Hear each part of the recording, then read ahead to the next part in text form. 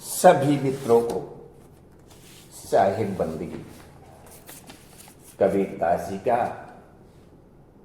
प्रामाणिक ग्रंथ बीजक है। बीजक के माध्यम से कबीरदास जी ईश्वर परमात्मा को प्राप्त करने का सही मार्ग बताया है। कबीरदास जी का कहना है कि तुम इधर उधर जो भटकते हो, परमात्मा किसी तीर्थ स्थान में नहीं है, किसी मंदिर मस्जिद में नहीं है, परमात्मा तो तुम्हारे शरीर में है। तो आइए सुनते हैं रामायणी 73 का विवेचन। चली जात देखी एक नारी, तर गागर ऊपर पनिहारी। चली जात वही बाट ही बाटा, शोभन हार के ऊपर खाटा। कबीरदास जी कहते हैं कि एक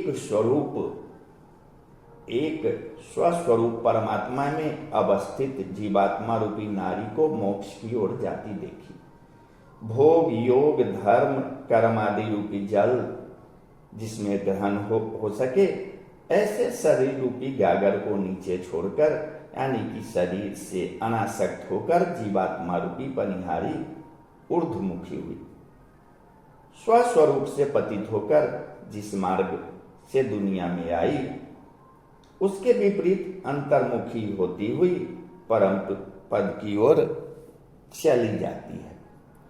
स्वरूप ज्ञान से अनजान अज्ञान निद्रा में सोने वाली जीवात्माओं के ऊपर लोभ मोह विषय विकार देहासक्ति की खाट लदी रहती है। जीवात्मा अपने आत्मस्वरूप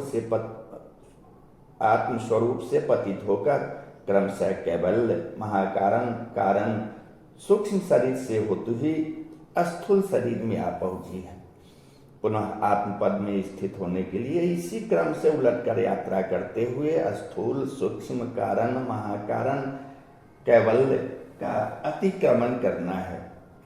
जारन मरे सफेदी सौरी, खसन्न चिन्हे घरनी भई बौरी। साज सकार दियाले बारे, खसमही छोड़ी सबरे संबरे लगवारे। जड़ शरीर संसार में आसक्त जीवात्मा आवागमन में भटकती मरती रहती है और निर्बल निर्विकार अनासक्त जीवात्मा संभल जाती है, मोक्ष को उपलब्ध हो जाती है। फिर भी अधिकांश जीवात्माएं परमात्मा को न पहचान कर पार्थिव भोगों में पगलाई हुई है। देवी देवताओं के आगे सुबह शाम दीपक जलाती है और स्वपति परमात्मा को छोड़कर सांसारिक तृष्णा वासना मोह ममता देवादेव रूपी जार का स्मरण चिंतन करती है। जीवात्मा परमात्मा की है, मानो तो भी न मानो तो भी। वह शरीर संसार की नहीं हो सकती, इसके लिए चाहे वह कुछ भी प्रयत्न करे। जीवात्मा को परमात्मा से संबंध नहीं जोड़ना है। संबंध तो अनादि है, उस ओर केवल उन्मुख होना है। जो हमारा है नहीं, हमारा हो सकता नहीं। हम उसके हैं नहीं, हम उसके हो सकते नहीं। हमारे साथ सदैव रह सकता नहीं, हम अपनी इच्छा अनुसार उसे रख सकते नहीं, जिससे वियोग होना अटल है। ऐसे बेगाने पराये शरीर संसार के सन्मुख होकर जीव इन सभी के प्रेम में रत हो गया है और अपने आवागमन भटकन दुख दुर्दशा को अटल कर लिया है।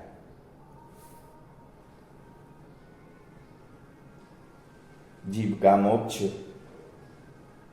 तभी संभव है जब वह परमात्मा से, जो कभी भी छोड़ सकता नहीं, जिसका कि वह अभिन्न अंश है, उस परमात्मा के सम्मुख हो जाए और अपने प्रियतम प्रभु को पहचान कर उनके एक निष्ठ प्रेम में लीन हो जाए।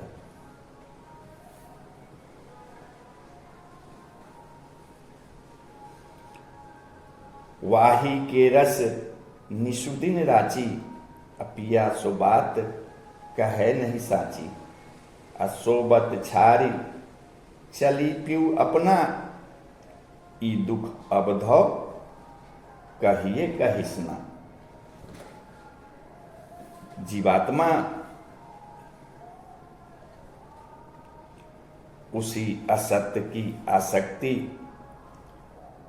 प्रेम में रात दिन रची बसी रहती है। 24 घंटा बस उसी में लगी रहती है। और जो अपने पति परमात्मा से वे सच्चे प्रेम की बात नहीं कहती, सदैव असत्य के प्रति ही प्रेम प्रकट करती है। इस तरह अज्ञान निंद में सोती हुई जीवात्मा अपने पति परमात्मा के ज्ञान परिचय को छोड़कर स्वरूप ज्ञान से रहित होकर 84 लाख योनियों में 84 लाख योनियों के आवागमन में भटकने चली। अब इस दुख को भला किसे कहा जाए?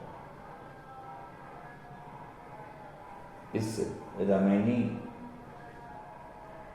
73 में कबीर दास जी कहना चाहते हैं कि अपने आत्म स्वरूप को पहचानो, अपने परमात्मा को पहचानो। इधर उधर भटकने से, इधर उधर घूमने से कोई विशेष लाभ नहीं होने वाला है। उस परमात्मा को ही तुम दिन रात याद करो, 24 घंटे उनसे ध्यान लगाकर रहो। जो परमात्मा इस 84 लाख जोनी से तुमको मुक्त करा के अपने परम धाम को भेज देंगे।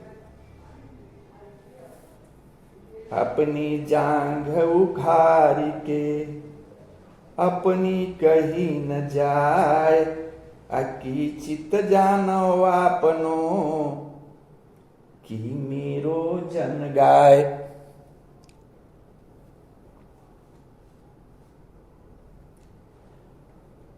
अपने गुप्त मर्म को खोलकर नहीं बताया जा सकता, वैसे ही आत्मविमुक्ता और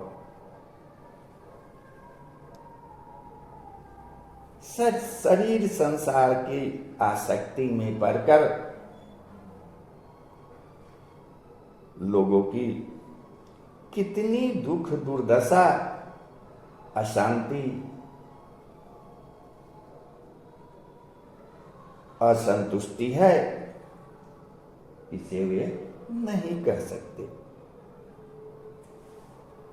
अपनी दुर्दशा को या तो वे स्वयं जानते हैं या जो मुझ आत्मा का ज्ञान चिंतन करने वाले ज्ञानी जन हैं, संत जन हैं,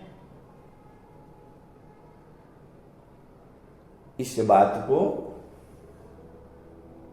वही जान सकते हैं। ये बात वही जानते हैं। तो साहिब बंदगी साहिब बंदगी।